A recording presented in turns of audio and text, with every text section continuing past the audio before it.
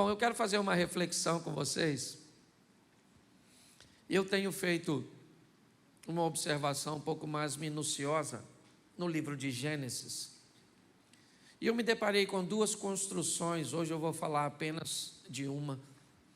Quando nós olhamos para o início da Bíblia, nós vamos enxergar alguns princípios, algumas coisas que precisam ser observadas para entendermos o desfecho dessa história.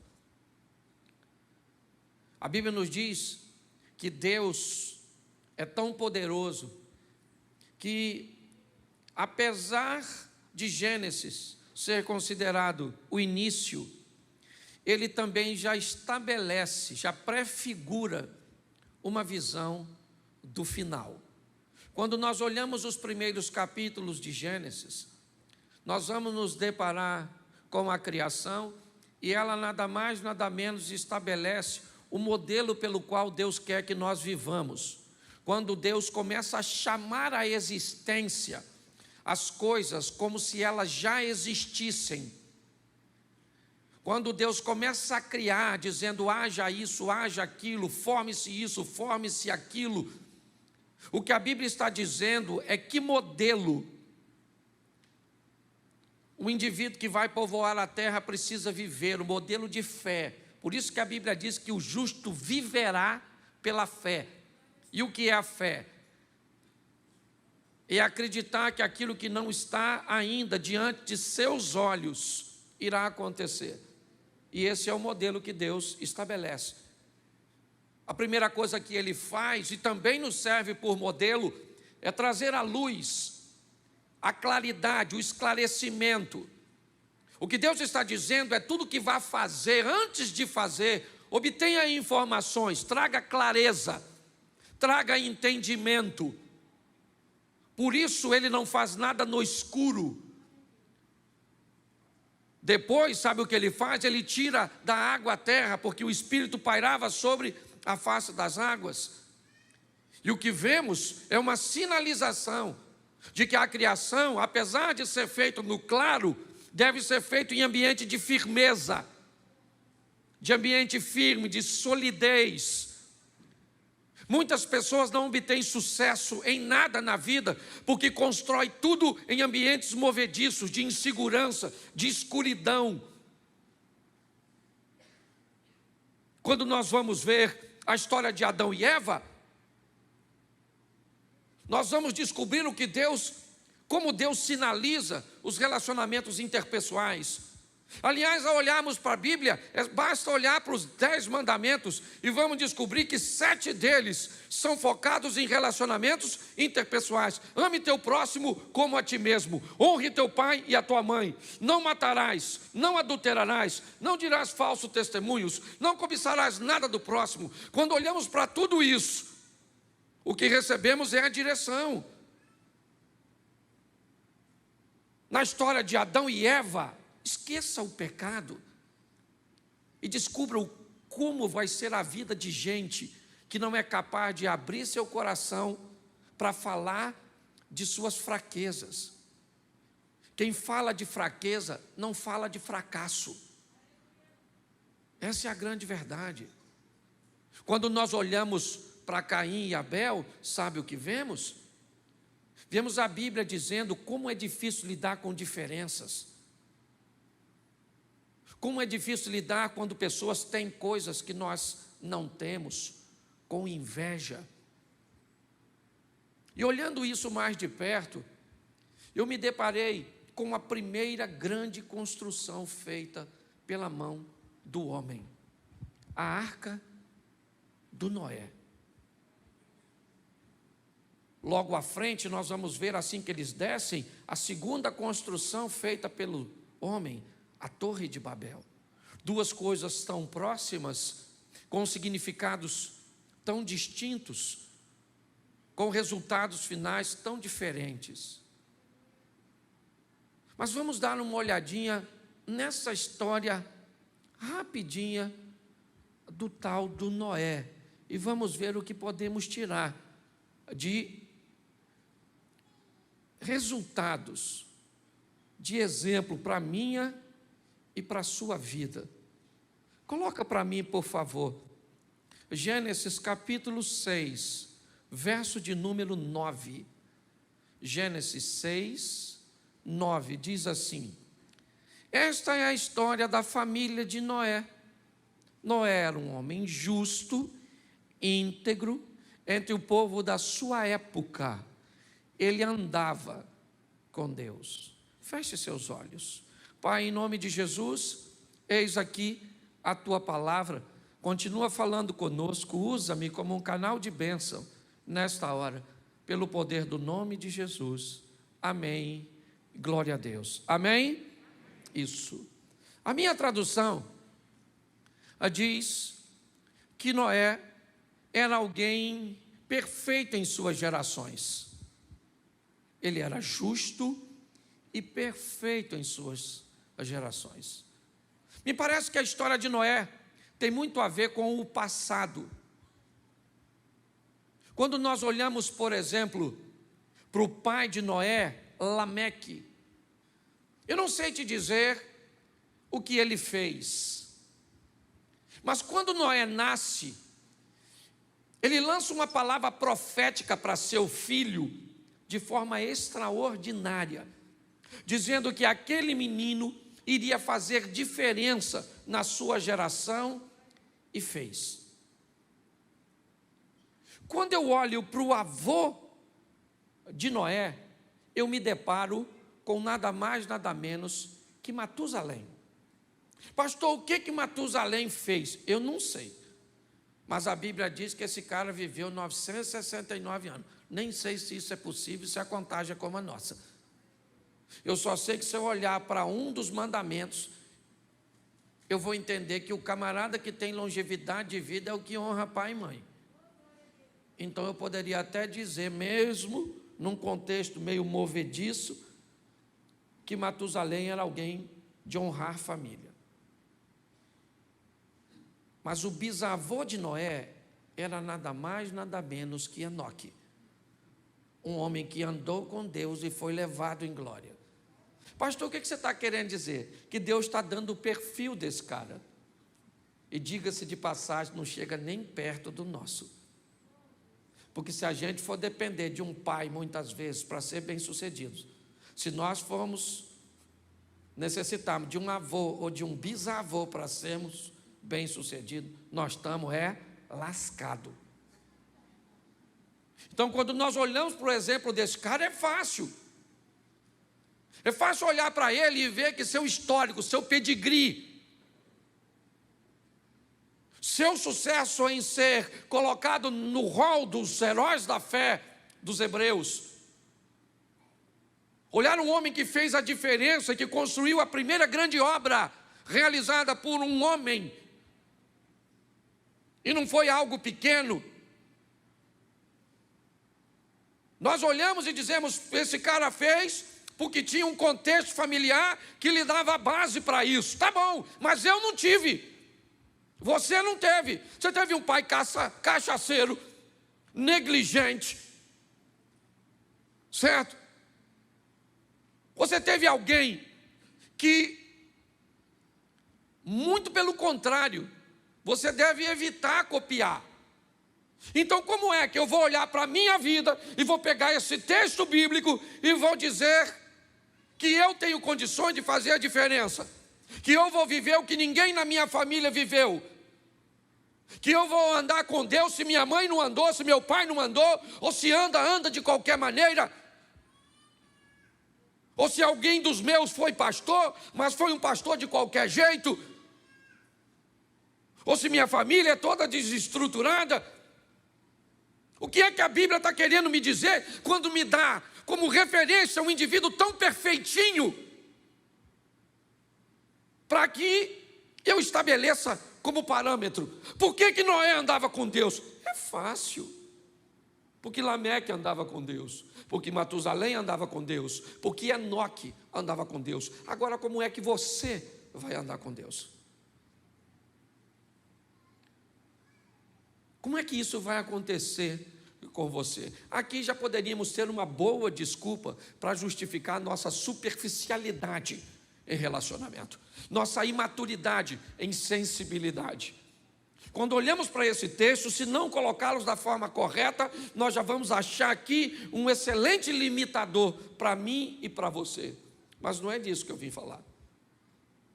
Eu vim falar que não interessa se você tem pedigree ou não, chegou a sua vez de viver a sua história com Deus. E ela é altamente particular. Então, se você quer se colocar como um produto do meio, tem todo o direito. Só que a Bíblia diz que Noé vivia no meio de uma geração corrompida. Mas ele resolveu se manter. Ah, pastor, mas o senhor mesmo já disse que ele resolveu se manter, por quê? Porque todo mundo na igreja do Noé era crente pra caramba, porque os vizinhos do Noé eram crente pra caramba, porque o Noé estudou no colégio ali, que todo mundo era crente. E eu não. Beleza, e daí? É essa justificativa que você quer? Então deixa eu te dar um texto bíblico simples para você observar. Observe aí, por gentileza, Romanos 12, 2. Coloque para mim aqui. Romanos capítulo 12, verso 2. E não vos conformeis com este mundo, mas transformai-vos pela renovação do vosso entendimento, para que experimenteis qual seja a boa, agradável e perfeita vontade de... Preste atenção aqui. Você não teve pedigree, mas você tem a palavra de Deus. Você pode até não ter uma família estruturada, mas você tem uma Bíblia que te inspira a viver de uma forma diferenciada. Então pare de criar desculpas de que o seu sucesso tem a ver com coisas que te deixaram de herança, porque uma herança só é sua se você tomar posse. Quando eu olho para a história desse camarada, a primeira coisa que eu vejo é a capacidade que ele tem de lidar com um ambiente hostil, tóxico, difícil, e ele está em todo lugar, irmão. Hoje nós chegamos na igreja onde deveríamos encontrar só gente crente, cheia de Deus, coração solícito, não é? Gente piedosa. É isso que as pessoas esperam quando chegam na igreja. Chega na igreja e lida com uma situação totalmente oposta. Vem para o culto, senta do lado de alguém que não presta atenção, fica no celular. Senta no culto, às vezes você chega aqui, alguém está no WhatsApp, está conversando, fica te encostando. E nós temos, aí você sai da igreja, oh meu Deus, vamos para casa. Aí em casa é uma tribulação. Aí vai trabalhar, 2 tribulações. Aí vai para o trânsito, 3 tribulações.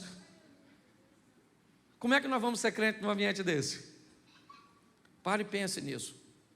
Muitas pessoas não conseguem sobreviver a esses desafios. E acabam justificando-se, dizendo que o ambiente cujo qual elas estão está corrompido. E isso tem feito com que elas não se posicionem. A história deste homem me inspira a entender que a geração cuja qual ele estava inserido era uma geração pecaminosa. Mas ele conseguiu sobreviver. E ele, porque tinha uma estrutura para familiar. Mas nós, porque temos o Espírito Santo de Deus. Se eu desse oportunidade para... Quantos aqui tem uma história triste para contar? Levanta a mão. Glória a Deus. Não dá nem para eu dar oportunidade. Senão o culto não acaba nunca mais. Porque quem não tem hoje vai ter amanhã, sim ou não? Então, meu querido, se você quer vir aqui com... Não, pastor, sofro muito. Uma dificuldade grandiosa. Isso aí é para todo mundo, meu filho. Você tem que sobreviver a isso. E você não vai... não tem história familiar, não tem vizinho, não tem parente, não tem... Então você tem a palavra de Deus, você tem, né, os exemplos que Deus te deixou para viver. Posso ouvir um amém? Amém. Isso. E o que esse cara vai receber? Uma missão. Qual é a proposta de Deus para Noé? Verso 14.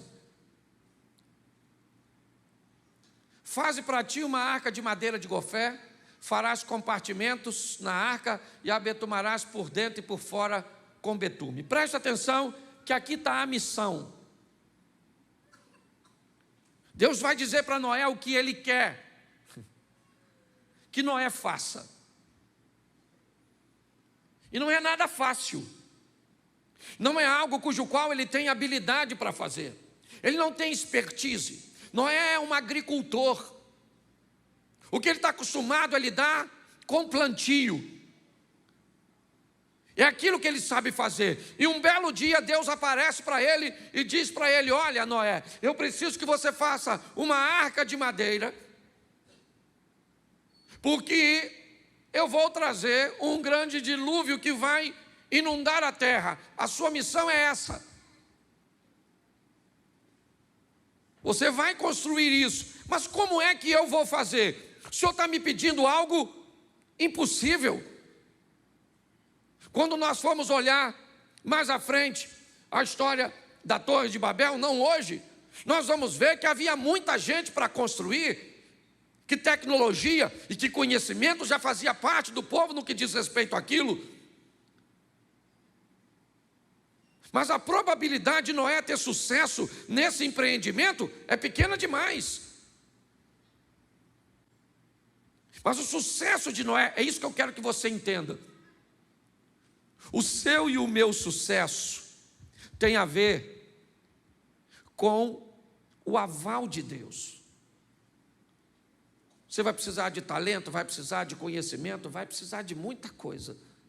Mas saiba de uma coisa, o mais importante é se Deus está contigo. Porque se Deus estiver com você, querido, se Deus é por nós, quem será contra? Descubra a sua missão. Ah, pastor, agora o senhor complicou. Porque a missão do Noé é construir uma arca. Qual o propósito dessa missão? Salvação. O propósito é salvação. E qual é a missão? Construir um local para que essas pessoas sejam salvas. Então deixa eu falar uma coisa que é universal. Se você não sabe a sua missão, eu vou te mostrar o que a Bíblia diz a respeito. Coloca para mim Marcos 16:15, por favor. E disse-lhes: ide por todo o mundo, pregar o evangelho a toda. Essa é a missão de todos nós. Ah, pastor, mas eu não sei pregar. Não pregue, viva. Vá para perto das pessoas com estilo de vida, cujo qual as pessoas olhem para você e digam: nossa, sua vida me inspira. É agradável estar perto de você. Quando você chega, as coisas ficam mais leves, mais diferentes. Às vezes as pessoas dizem: eu não sei explicar, mas a sua chegada muda todo o ambiente. O que é isso? São pessoas que cumprem a sua missão. Muitas das vezes, o lugar mais disputado na igreja é um local de frente ao microfone, de frente a um instrumento, o altar. Eu não sei que cultura nós aprendemos isso, mas segundo a Bíblia, quem oferece o culto é a igreja, e quem ajuda a igreja a oferecer o culto somos nós. O mais engraçado é que nós, que na verdade somos auxiliares do culto, que pregamos, que cantamos, que tocamos, que removemos oferta, muitas vezes nos achamos os mais importantes da história. Eu queria perguntar para você: você é tão importante que faria algum sentido eu estar falando aqui se tu não tivesse sentado aí? Você é tão importante que tem muita gente que prega que não gosta de pregar para pouca gente. Muita gente que canta que não gosta de cantar para muita gente. Você lidera o Manhã com Deus. Tem 60, 70, 100 pessoas. É qualquer músico que vem? É qualquer pregador que vem? É nada. Porque você é importante demais. Essa é a grande verdade. A nossa missão é falar para os outros o quê? Que Jesus está voltando, que tem um lugar para ele ser salvo. E você não precisa de microfone para isso. Ah, pastor, eu tenho vergonha de falar que Jesus salva, então fala que o diabo carrega. É a mesma coisa. Aí ele vai falar: mas eu não quero que o diabo me leve. Aí você diz: aí Jesus salva. Começa pela parte mais difícil. Certo? Então, é muito importante nós entendermos isso. A história do Noé aponta para mim, primeiro, que eu tenho que sobreviver nesse ambiente hostil e ser crente no meio de muita gente que é sem vergonha. Estou na igreja com o pastor e eu posso falar. A igreja tem invejoso? Mentiroso? Mal pagador? Ou se tem gente que tem até experiência forte. Por isso que ela é comparada à arca. Um ambiente sujo. Pensa, hipopótamo. Sabe como é que o hipopótamo defeca? O rabo dele vira uma hélice. É para marcar território, é de comportamento. Ele defeca e o rabo faz assim, ó. Igual hélice de ventilador. Pensa nesse ambiente. Eu queria que você desmistificasse também uma coisa muito simples. Quando Deus orientou entrar na arca, foi um macho e uma fêmea, sim ou não? Mas não foi adulto. Falou só macho e fêmea. Quem já viu aqueles exemplos que parece um elefantão, um leãozão? Não era isso, gente. É só macho e fêmea. Leãozinho. Leãozão era perigoso. Ocupava muito espaço. Sujava muito. Leãozinho você chuta. Entra aí, rapaz. Caramba. Vai embora. Pare e pense. O que eu quero que você amadureça a sua ideia. Sabe o que é? É que é obrigação nossa pregar o evangelho para quem? A toda, principalmente aquelas que nós achamos que não merece. É a nossa missão. Se você não faz isso, querido, você ainda não sabe direito o que é ser crente, o que é ser cristão, é viver com Deus. Faz quase 30 anos da minha vida que pelo menos, se pegar 30 anos, 10 anos, eu passei dormindo, porque a gente dorme 8 horas, 30%, 30 e pouco. Então 10 anos eu passei dormindo, e quase 20 anos, aí, pregando o evangelho, falando para pessoas que Jesus é bom, que Ele muda a história, que não interessa como você está sofrendo, Ele pode entrar na sua vida e dar um norte para você. Muitas pessoas me ouviram, outras sequer me ouviram, muitas me rejeitaram, mas não interessa, eu estou cumprindo a minha missão. É importante nós entendermos. Saia daqui hoje, para onde você estiver, pegar alguém, querido, você conhece Jesus? Não, pois bem, Ele te ama. Eu não sei nem falar mais quase nada, mas Ele quer salvar você, sabe? Ele te ama e quer te salvar. Você quer saber mais uma coisa? Vamos na igreja, porque eu também estou no começo. Mas é assim que funciona. Se nós entendermos isso, essa é a nossa missão. Agora, terceiro, qual era o propósito disso? Para que é? Verso 19. Põe o 19, por favor. E de tudo que vive, de toda a carne, 2 de cada espécie manterás na arca, para conservares vivo contigo, macho e fêmea serão. Preste atenção. O que Noé está construindo é o único local que a salvação vai estar. Não vai ter outro. A hora que o dilúvio chegar, tudo aquilo que estiver fora da arca, eu acredito que você conhece um pouquinho de Bíblia, né? Existem umas coisas no Velho Testamento chamada tipologia, aquilo que aponta para Cristo, e a arca é uma delas. O único local onde haverá vida durante o dilúvio é a arca. O único local que haverá vida depois dessa morte, nós já vamos ver um pouquinho mais à frente, é em Cristo Jesus. E o grande desafio hoje de pregarmos o evangelho é o mau comportamento das pessoas que se intitulam cristãos e que vivem perto de nós. As pessoas me dizem assim: pastor, para eu ser crente igual meu vizinho, para eu ser crente igual meu pai, para eu ser crente igual minha mãe. E quem é que disse que tem que ser igual a ele? Porque quando você quer ser rico, você quer ser rico igual o Neymar. Aí na hora de pegar exemplo para coisa boa, você pega O exemplo lá em cima, mas na hora de coisa ruim, você prega exemplo negativo? Na igreja está cheio de gente crente, cheio de gente vivendo o extraordinário de Deus, cheio de gente, cheio do Espírito Santo de Deus. Mas nossos olhos parecem, eu como pastor, eu tenho muitos pastores amigos experientes, e às vezes eu vou falar com eles, eles falam assim: Cláudio, pare de olhar na igreja para pessoas com poucos resultados, para gente que está ruim. Para ela você continua pregando, mas olha para o cara que está trabalhando, olha para o cara que está mudando de vida, olha para o cara que está indo para frente, que é isso que vai te animar. Olhe na igreja para quem está vivendo o incrível, o extraordinário, sensacional, para a gente que está cheio de Deus, que está mudando de vida. Porque não tem outro lugar, irmão. Isso não é conversa fiada. Não tem, sabe, outro lugar para que sejamos salvos.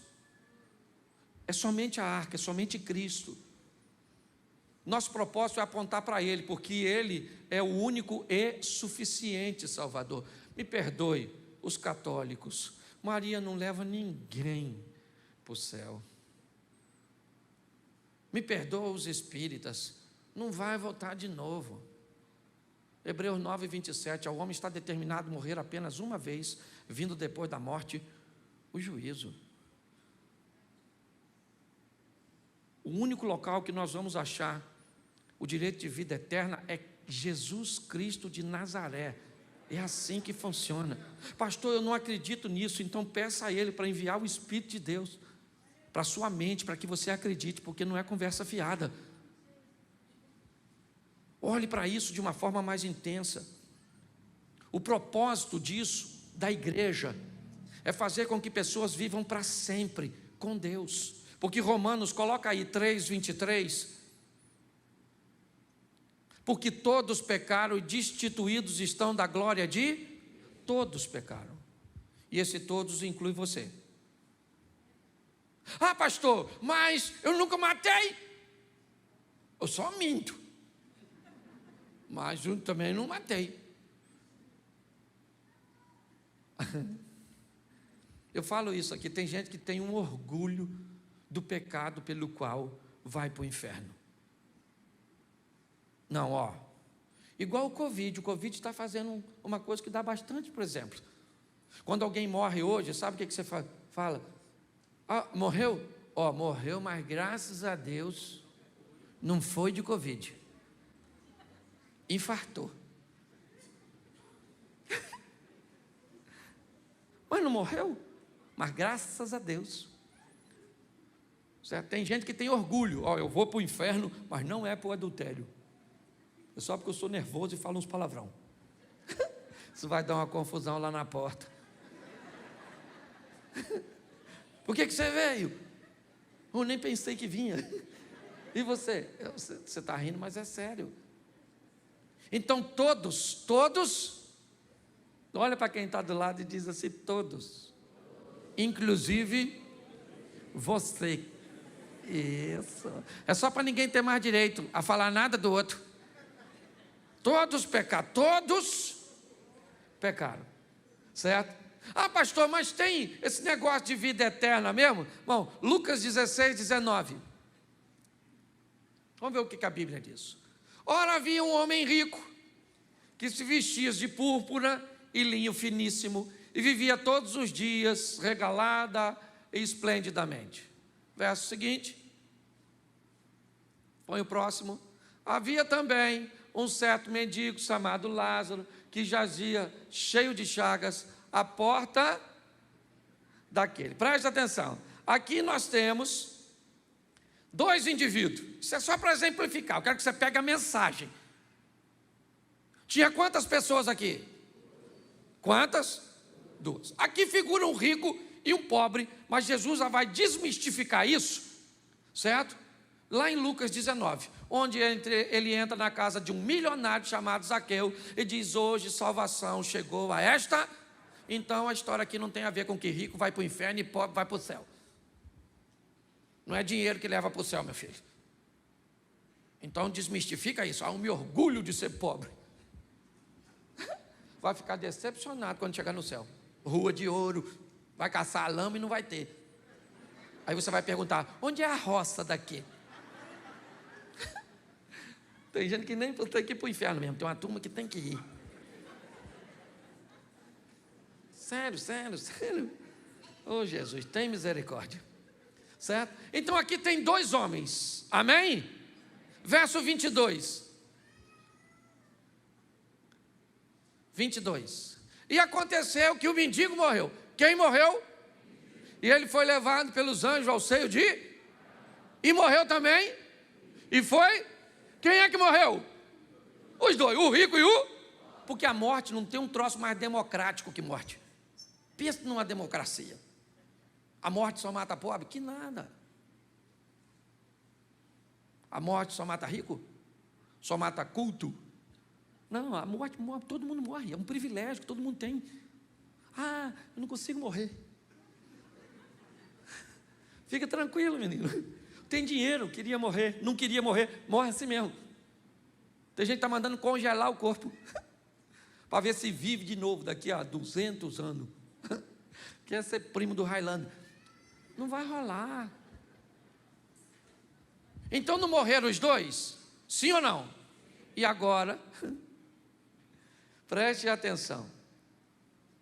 O texto vai dizer que todo mundo morre. E agora, o desfecho dessa história, eu não vou ler tudo, mas é de uma forma mais objetiva. Um no inferno e o outro no céu. Um no inferno e o outro no... A Bíblia diz que um está no seio de Abraão, o outro foi sepultado, está lá no Hades. A representação é céu e inferno. A Bíblia está dizendo que tem céu e inferno? Sim ou não? Sim ou não? Mas tem algumas pessoas que acham que não. Aí eu te pergunto, você acredita nas pessoas, no seu professor de filosofia?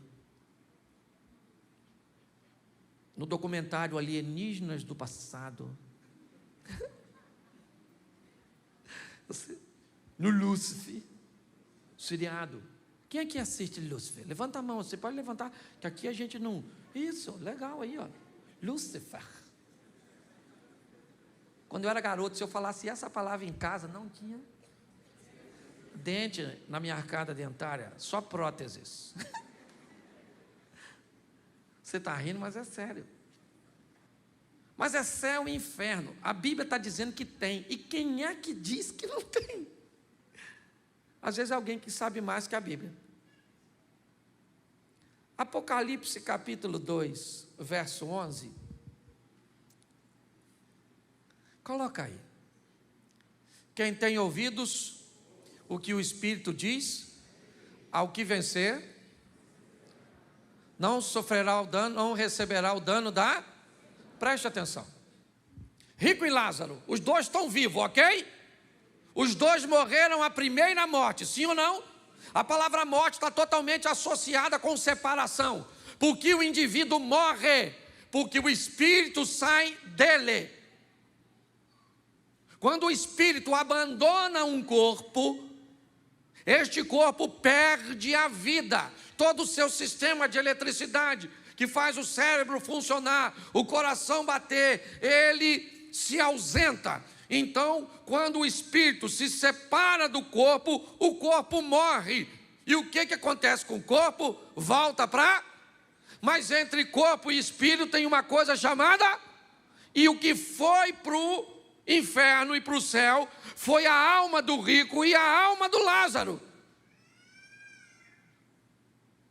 Pastor, onde é que está o dano da segunda morte? Se a primeira é a separação do espírito do corpo, a segunda é a separação da alma de Deus. O que a Bíblia está dizendo é que a minha alma corre o risco de se separar de Deus, de ir para onde? Para o inferno. Pastor, há muito tempo que eu não escuto uma mensagem dessa. E nem esperava ouvir isso do Senhor. Pois é, querido, mas eu estou preocupado, porque nós estamos com a igreja lotada, mas me parece que o céu vai ficar basicamente vazio, porque o povo está fazendo o que quer, vivendo de qualquer jeito. Aí vem para a igreja porque eu sou engraçadinho, acha que eu vou dar moleza. Querido, cuidado que o Satanás está aí. Querendo o quê? Roubar, matar e destruir seu casamento, sua família, sua fé, te levar para onde ele está, porque a Bíblia diz que o inferno foi feito para Satanás e para seus anjos, mas ele não quer ficar sozinho, quer levar eu e você. Ah, pastor, mas é difícil. A tentação. Difícil só para tu? Você acha que é só você que gosta de ouvir uma vergonhice? Olhar para um lugar proibido? Passar a mão no lugar? É o que eu falo aqui na igreja. Antes de casar pode fazer sexo? Não pode não? Mas a pessoa quer fazer? E depois que casa pode? As pessoas querem fazer?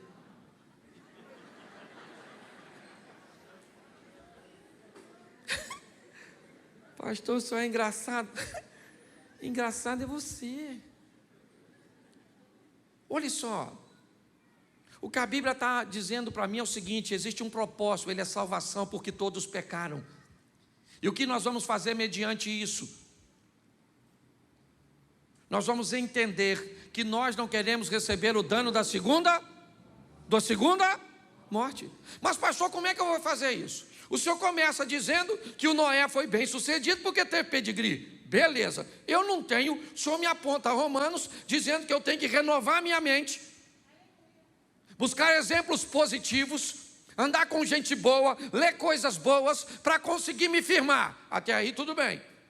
Aí o senhor diz que a minha missão é pregar o evangelho, porque o propósito daquilo que eu estou fazendo é tirar pessoas do inferno e colocar no reino de Deus, através da cruz, certo? Da arca, uma porta só, que quem fecha é Deus. É assim que funciona. Por quê? Porque eu não quero receber o dano da segunda morte. Mas onde estão os meus recursos para eu conseguir condições de vencer isso?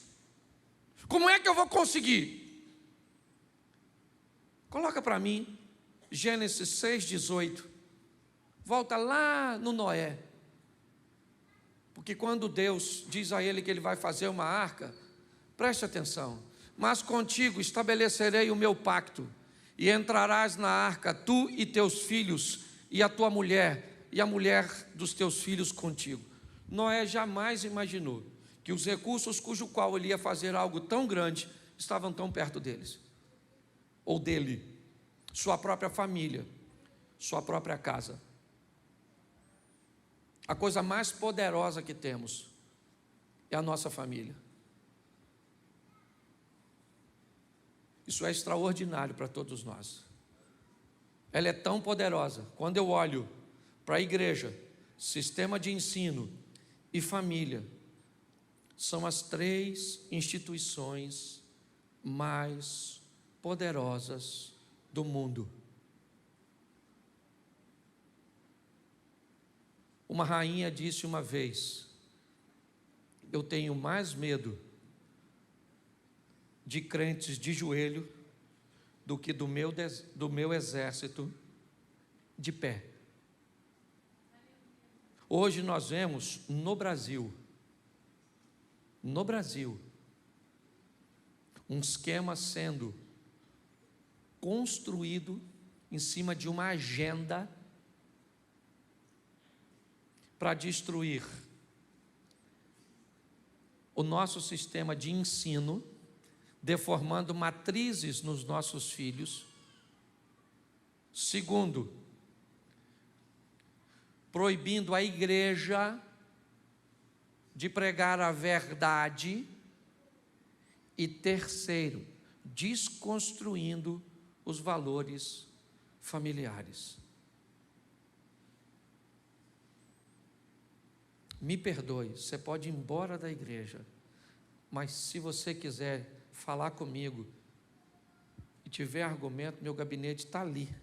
O William pode até autorizar a subir. Se você é crente e diz que quer ser comunista ou socialista, suba aquelas escadas e me fala uma história dessa de sucesso. Você sabe o que me deixa mais triste? É que a maioria das pessoas que dizem que querem ser e que acham que é certo, nem sabe o que significa. nem sabe quais os países hoje, nem sabe quanto o povo teve que pagar. Esquece Bolsonaro, eu não sou bolsonarista, eu sou pró-governo, é diferente, eu sou pró-povo. Eu não quero bem-estar de igreja, de crente, de hétero, de branco. Eu quero o bem-estar do povo. Nossa nação merece respeito e é isso que eu tenho pregado aqui. É assim que funciona. Mas nós temos que entender o valor da família, o valor da igreja, o valor do nosso sistema de ensino.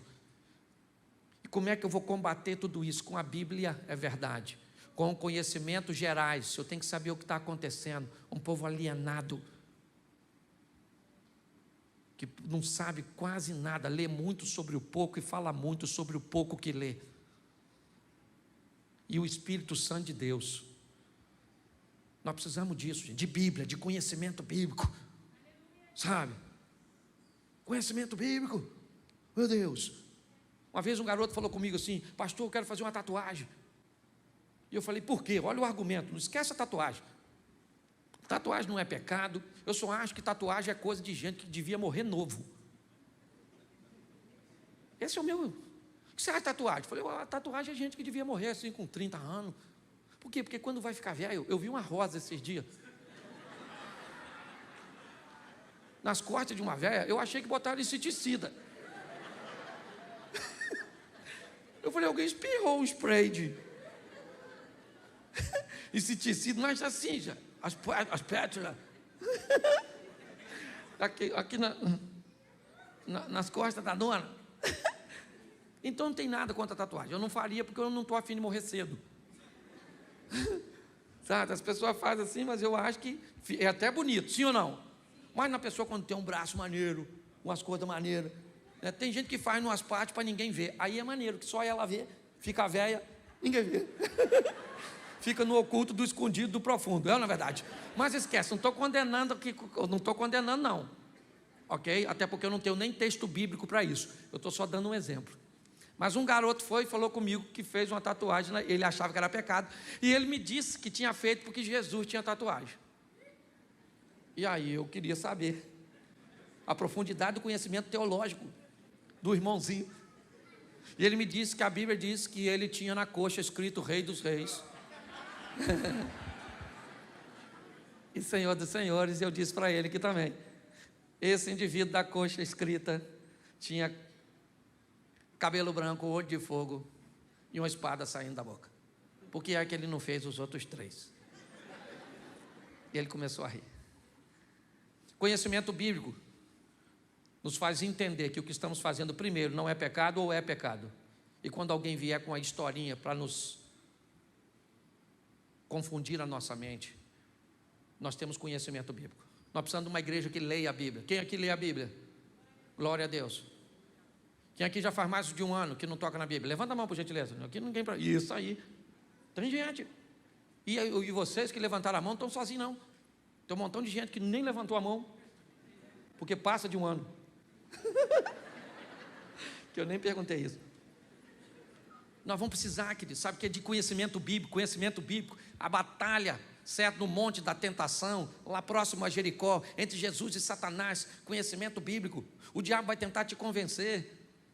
A ausência do conhecimento leva você e a mim à escuridão. Nós vamos precisar de conhecimentos gerais para conhecer a história, o que já passou, ter um entendimento para não repetirmos os males do passado. Então não é só ler a Bíblia não, tem que ler boa literatura, escutar gente boa, se instruir. Posso ouvir um amém da igreja? Amém. Isso, povo alienado, às vezes que fica lá, ó.